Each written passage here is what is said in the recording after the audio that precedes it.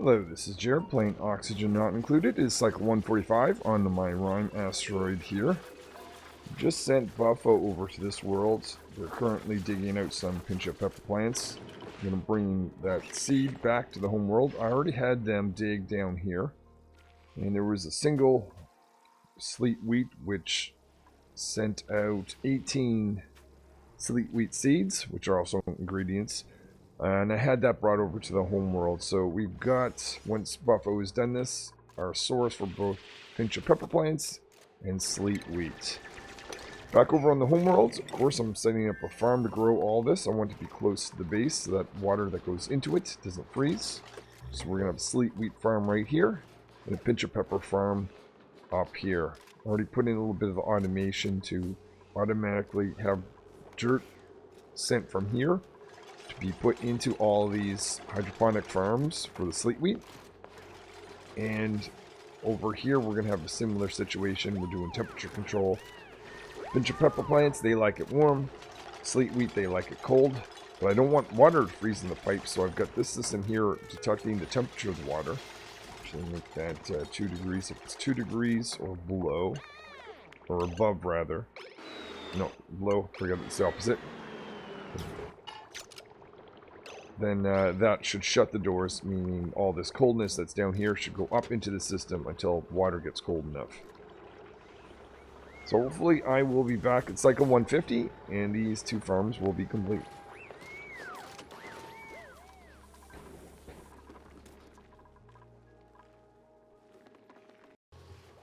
It is cycle 150. We have 2 farms now. So we have a place for the pinch of pepper plants and the sleet wheat. They're able to grow and even have automation to take those material once they're grown and deposit it in our deep freeze so that they'll last forever. Don't have the cooking range yet, but I'm going to put that in at some point soon. Right now, though, I'm expecting a surge in the amount of liquid that I'm starting to consume because these guys are consuming water, included water up here, so starting the process of a water filtration processing center just below my base. We're on cycle 155. Have the water system under development, close to complete, not running yet, but the bottom floor here, this is to warm up liquid so that when it gets converted to water, it's not going to freeze in pipes. So we've got a liquid temporizer here. We've got radiant pipes where all the water is going to go, liquid water is going to go through. This is checking to make sure it's above freezing, and if so, it's going to go into the second floor, which is going to convert polluted water to water if it's polluted water. From here, it's then going to... Oh, I just realized I've got a little mistake I probably should fix before I forget. But if it's... otherwise, it's going to go into the desalinators, and if it's brine or salt water, it'll be converted to water. From that point on, it's going to go back down here and be pushed out to the base. Or if it's in excess, it'll go down here and be put in infinite water storage. And I'm thinking, why not put an oxygen producing system over here, since that's going to be one of my larger consumers of water. We're on cycle 160 and the water system is now functioning. I'm sourcing water from over here. I've got a cool salt slush geyser that's pushing in through this zone, making sure that the liquid is warm enough. And then it's going through 2 stages of filtering, depending on whether it's polluted water or salt brine. And then it's going into here, and I've got an oxygen system over here. And if I've got excess, like I do at the moment, infinite storage right there. Over here, I'm starting to consume that water. And I've got 3 electrolyzers going, 6 different pumps underneath, and 3 different filtration systems, making sure that just oxygen goes out of this system. Pump up here to deal with the excess hydrogen. Maybe I'll bump that up a little bit more. That's just feeding these 2 hydrogen generators. And then the final thing is, where is all this oxygen going? The base, of course.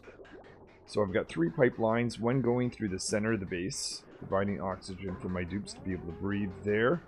And then I've got the left side and the right side over here. So a good amount of coverage from that perspective. I used to have a bunch of electrolyzers throughout my base. I no longer have that.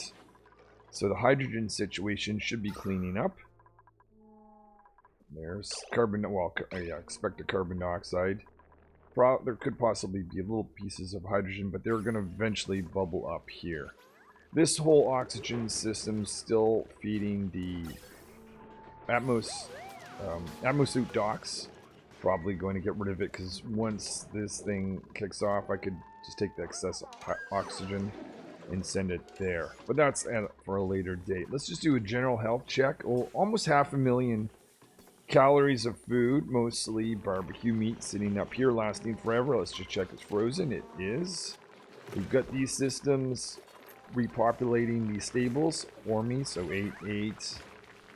And I should have 8 there as well. Oh, I did not set that to be 8. Whoops. They are, we're still fine. Okay. That definitely should be only set to 8. Anyway. Let's look at temperature. Things are looking pretty decent. I now have to worry about 2 zones over here. I need to make sure this area is warm. It's pretty easy with liquid temporizer. And this area is being kept cold. I've got this petroleum line going over here, taking coldness from here, putting it underneath these doors. And this system controls whether the doors are open or not, needing to allow coldness to go through. Just realizing that I probably should have that tile insulated.